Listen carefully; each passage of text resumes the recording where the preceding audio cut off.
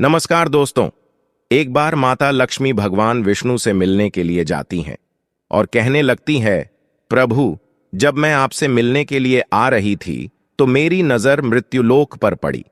वहां मैंने देखा कि 3 स्त्रियां जो आपस में सहेली थीं, उनमें से 2 स्त्रियां विधवा होकर के दुखी जीवन जी रही थी, जबकि एक स्त्री सुहागन होकर के अपने पति के साथ सुखी जीवन जी रही थी। प्रभु, यह बात मेरी समझ में नहीं आई, इसलिए मेरे मन में 3 प्रश्न बुझने लगे। अब मैं आपसे यह चाहती हूं कि आप मेरे तीनों प्रश्नों के उत्तर दे करके मुझे संतुष्ट करने की कृपा करें। मित्रों, इस प्रकार माता लक्ष्मी की बात को सुनकर भगवान विष्णु कहते हैं, हे लक्ष्मी, तुम मुझे अपने तीनों कष्ट बताओ। मैं तुम्हें तुम्हारे प्रश्नों के उत्तर देकर के पूरी तरह संतुष्ट करने का प्रयास करूंगा। अब माता लक्ष्मी कहती है, प्रभु, मेरा पहला प्रश्न है, कौन सी स्त्री समय से पहले विधवा हो जाती है? मेरा दूसरा प्रश्न है, कौन सी स्त्री को जीवन में कभी सुख नहीं मिलता? और मेरा तीसरा प्रश्न है, कौन सी चीज ऐसी है जो एक पत्नी अपने पति को मांगने से भी नहीं देती? मित्रों, इस प्रकार माता लक्ष्मी के प्रश्नों को सुनकर के भगवान विष्णु कहने लगे, तुम जिन स्त्रियां की बात कर रही हो, उनमें से 2 स्त्रियां विधवा होकर अपना दुखी जीवन जी रही हैं, और वहीं पर एक स्त्री सुहागन होकर के अपने पति के साथ में अपना सुखी जीवन जी रही है। तुम जानना चाहती हो आखिरकार ऐसा क्यों है, तो मैं तुम्हें एक छोटी सी कहानी सुनाता हूं। इस कहानी को बहुत ही ध्यान से सुनना। आधी अधूरी कहानी सुनने वालों को आधा अधूरा ही ज्ञान प्राप्त होता है, जो जीवन में कभी काम नहीं आता, क्योंकि तुम्हारे तीनों प्रश्नों के उत्तर किसी छोटी सी कहानी में समाये हुए हैं। यदि तुमने ध्यान से सुना तो तुम्हारी तीनों प्रश्नों के उत्तर तो अवश्य मिलेंगे और तुम्हें संतुष्टि प्राप्त होगी। मित्रों, माता लक्ष्मी कहती, प्रभु, मैं आपकी बात से सहमत हूं। आप कहानी शुरू करो, मैं कहानी को पूरी मन से सुनूंगी, और जब तक आप कहानी बोलेंगे तब तक मेरा मन किसी दूसरे स्थान पर नहीं जाएगा। तो मित्रों, कहानी शुरू करने से पहले मेरा आप सभी से अनुरोध है कि आप हमारे चैनल को सब्सक्राइब अवश्य करें और कहानी के अंत तक बने रहें, क्योंकि आज की कहानी आपके लिए बहुत ही महत्वपूर्ण होने वाली है। तो आइए आज कुछ नया सीखते हैं। भगवान विष्णु कहते हैं, हे लक्ष्मी, सबसे पहले मैं तुम्हें उस स्त्री की कहानी सुनाता हूं जो सुहागन बनकर के सुखी जीवन जी रही है।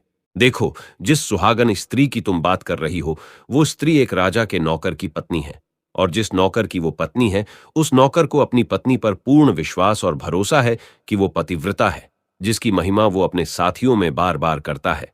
अब देखो, एक दिन की बात है, उस राजा के नौकर ने अपनी पत्नी की प्रशंसा इतनी की कि बात धीरे धीरे फैलते हुए राजा के दरबार तक पहुंच गई। फिर तो राजा ने अपने नौकर को बुलाया और उस नौकर से कहा कि तुम हर किसी से कहते हो कि तुम्हारी पत्नी पतिव्रता है। क्या वास्तव में आपकी पत्नी पतिव्रता है? क्या आपको पूर्ण विश्वास है? इस प्रकार राजा की बात सुनकर के नौकर कहने लगा, महाराज, मुझे पूरा विश्वास है और पूरे से भी आगे विश्वास है कि मेरी पत्नी पूरी तरह पतिव्रता है। अब उसी समय पर राजा का महामंत्री कहने लगता है, यदि मैं तेरी पत्नी का पतिव्रता धर्म खंडित कर दूं तो तुझे क्या सजा मिलनी चाहिए? फिर तो नौकर ने कहा, यदि तुम मेरी पत्नी का पतिव्रता धर्म खंडित कर देते हो तो महाराज मुझे फांसी लगा देना। अब उधर वो राजा का नौकर भी मंत्री से कहता है, यदि महाराज यह मेरी पत्नी का पतिव्रता धर्म खंडित नहीं कर पाए तो इनको सजा क्या मिलनी चाहिए? तो राजा ने कहा कि मंत्री को भी फांसी की सजा दी जाएगी। फिर भगवान विष्णु कहते, हे लक्ष्मी, मंत्री ने स्वीकार कर लिया और नौकर से पूछा कि क्या वस्तु लाऊं जिससे तू माने कि मैं तेरी पत्नी का धर्म खंडित करने में सफल हुआ?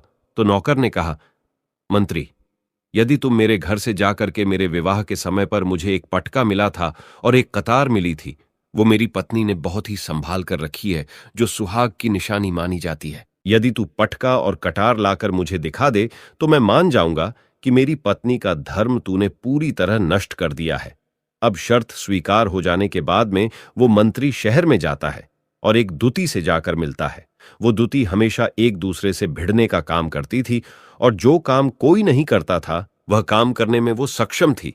फिर इस प्रकार उस मंत्री ने उस दूती को अपने स्वार्थ के लिए बुलाया और दूती से कहा कि देखो, इस नाम का एक व्यक्ति है, उससे मेरी शर्त लगी है। और फिर उसने उस शर्त के बारे में उसको सारा कुछ बता दिया। फिर वो उस दूती से कहने लगा, तू कैसे भी करके उस स्त्री से मेरा संपर्क करवा दे। तुझे जितना धन चाहिए मैं उतना धन दूंगा।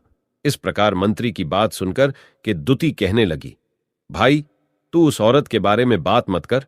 वो औरत पूरी तरह से पतिव्रता है। तेरी ओर थूकेगी भी नहीं, तेरी शक्ल भी नहीं देखेगी, और उनके परिवार के व्यक्ति खूंखार है। तेरी खाल उतार लेंगे। तो मंत्री कहने लगा, ठीक है, यदि तू मेरा उससे संपर्क नहीं करवा सकती है तो एक काम कर दे, उसके घर जाकर के पटका और कटार चुरा कर ला दे, और उसकी पत्नी के गुप्तांग के पास में यदि कोई चिन्ह हो तो वो चिन्ह भी मुझे देख करके बता दे। फिर मैं तुझे मुंह मांगा इनाम दूंगा। यह बात दुती की समझ में आ गई और उसने कहा, ठीक है, मैं तुम्हारा काम अवश्य करूंगी। नौकर शहर में रहता था। दुती नौकर के घर जाती है। उसकी पत्नी से जाकर बोलती है, हे बेटी, मैं तेरी पति की बुआ हूं। मैं कई बरसों के बाद आई हूं। फिर उस स्त्री ने कहा, आओ बुआ जी, मैंने आपको पहले कभी देखा नहीं, इसलिए पहचान नहीं पाई। और इस प्रकार उस दुती को उस नौकर की पतिव्रता स्त्री ने बहुत बड़ा सम्मान दिया, मगर उसे क्या मालूम था कि यह उसके साथ में छल करने आई है। अब भगवान विष्णु कहते हैं, लक्ष्मी, इस प्रकार वो दुती उस पतिव्रता स्त्री के साथ में 2 दिन तक रुकी। जिस समय वो स्त्री स्नान करने लगी तो दुती उठ करके उस पतिव्रता के कमर मलने लगी। उस पतिव्रता स्त्री ने बहुत मना किया, फिर भी वो दुती नहीं मानी और कहने लगी, मुझे तो बेटी से भी प्यारी लगती हो तो मना मत करो। काफी दिनों के बाद में मेरी तुम्हारी मुलाकात पहली बार हुई है। अब ऐसा कहकर कि वह दुती मुख पर हाथ फिराने लगी। फिर आंखों को धोने के बहाने से उस दुती ने उस पतिव्रता स्त्री की आंखों पर पानी मार दिया और उस स्त्री की आंखें बंद हो गईं। इस प्रकार गुप्तांग के पास में जांघ पर उस स्त्री के एक तिल था जो दुती ने देख लिया। बस उसका काम बन गया।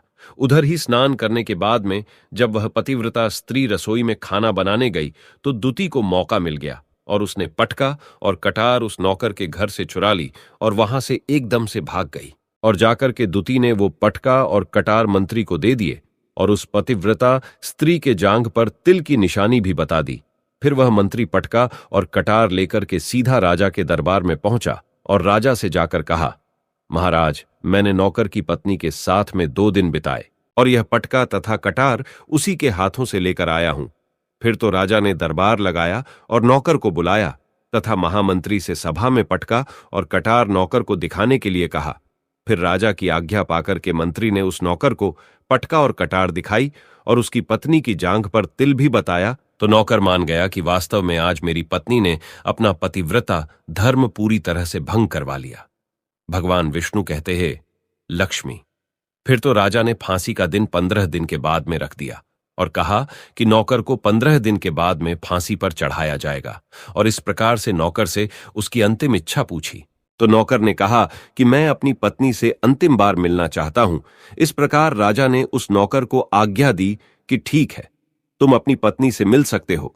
फिर नौकर अपने घर गया और अपनी पत्नी से कहा कि आपने मेरे साथ में बहुत बड़ा विश्वासघात किया। मैंने आपके विश्वास पर मंत्री से ऐसी शर्त लगाई थी कि राजा के दरबार में राजा के सामने मैंने कहा था कि मेरी पत्नी का पतिव्रता धर्म कोई नष्ट कर दे तो मुझे फांसी लगा देना। अब मुझे 15 दिन के बाद में फांसी लगा दी जाएगी। मेरे साथ विश्वासघात करके तुमने ठीक नहीं किया। उस पतिव्रता स्त्री ने अपने पति को सारी बात बताई, मगर उसे विश्वास नहीं हुआ और वह राजा के दरबार में पहुंच गया। फिर नौकर राजा के दरबार में पहुंचा तो फिर उसे कैद में डलवा दिया गया। अब उधर नौकर की पतिव्रता धर्मपत्नी ने परमात्मा को याद किया और अपना भेष बदल करके राजा के दरबार में गई और राजा से नाच दिखाने की आज्ञा मांगने लगी, क्योंकि वो स्त्री बहुत ही सुंदर थी और उधर राजा शौकीन होते हैं। इसलिए राजा ने आज्ञा दे दी कि सभी मंत्री संतरी आदि उपस्थित होकर के इस सुंदरी का नाच करवाने की पूरी व्यवस्था करें। भगवान विष्णु कहते हैं, लक्ष्मी, फिर तो सब मंत्री महामंत्री राजा आदि दरबार में उपस्थित हुए और फिर उस नौकर की धर्मपत्नी ने जब नाचना शुरू किया तो राजा को उस स्त्री का नाच बहुत ही सुंदर लगा। और फिर राजा ने कहा, तुम मुझसे क्या मांगना चाहती हो? तुम जो भी मांगोगी मैं तुम्हें वही दूंगा। फिर उस नौकर की पतिव्रता स्त्री ने कहा, महाराज, आपकी सभा में मेरा चोर है जिसने मेरे रुपए लिए थे मगर आज तक वापस नहीं दिए, उसे फांसी की सजा दे दीजिए। अब राजा ने कहा, ठीक है, बताओ मेरे दरबार में तुम्हारा चोर कौन है, उसका नाम क्या है? मैं उसको फांसी की सजा अवश्य दूंगा। भगवान विष्णु कहते। फिर उस नौकर की पतिव्रता स्त्री ने कहा, महाराजा, आपका मंत्री मेरा चोर है, आप इनको फांसी की सजा अवश्य दे। अब उधर जैसे ही मंत्री ने सुना कि ये सुंदरी मुझे अपना चोर बता रही हैं, तो मंत्री कहने लगा, महाराज मैं कसम खाकर कहता हूं कि मैंने इसका कभी कुछ नहीं चुराया है। मैंने इसे आज तक कभी देखा ही नहीं है, तो मैं चोरी कैसे कर सकता हूं? मैंने आज तक इसकी शक्ल ही नहीं देखी है। अब भगवान विष्णु कहते हैं, लक्ष्मी, जैसे ही मंत्री ने कहा कि मैंने इस सुंदरी की आज तक शक्ल ही नहीं देखी है, तो वो सुंदरी कहने लगी, महाराज ये मंत्री मुझे जानता नहीं है, तो आप इससे ये पूछो कि ये पटका और कटार कहां से लाया था।